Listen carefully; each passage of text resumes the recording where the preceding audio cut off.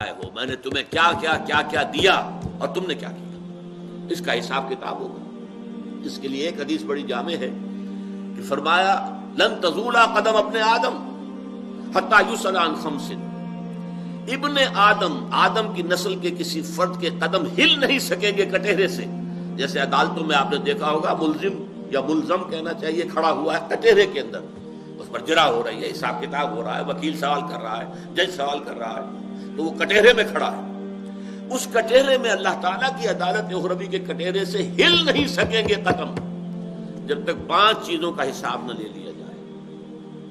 عن عمرہ فیما افنا، ہم نے عمر دی تھی تمہیں 80 برس، کہاں گلائی کہاں گوائی، ذرا بتاؤ تو صحیح، کیا کر کے لائے؟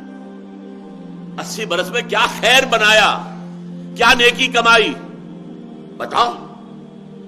وان شباب ہی فیما ابلا، اور خاص طور پر اس عمر کا ایک حصہ تھا شباب، جوانی، امنگیں تھیں، ولولے تھے، حوصلے تھے، جسم میں طاقت تھی، اس میں کیا کیا تھا؟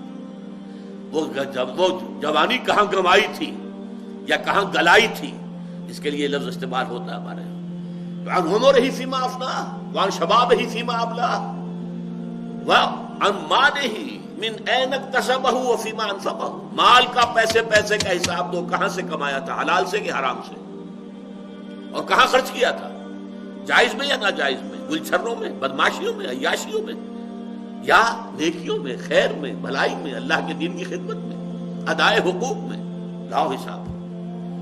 اور آخری وَعَمَّا عَمِلَ فِيمَا عَلِمَ، جو علم تمہیں حاصل ہوا اس میں عمل کتنا کیا۔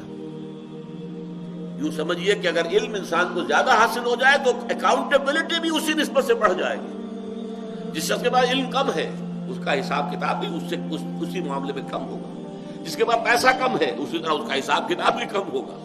جس کو اللہ نے دنیا میں پیسہ زیادہ دیا ہے اسے تو حساب چکاتے دے لگے گی، بڑی بہت مشکل سے چھٹکارا ہوگا۔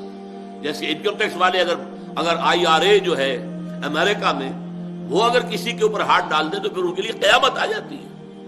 وہ تو پھر یہ کہ اس کے چنگل سے نکلنا کسی انسان کے بس کا روک نہیں ہے۔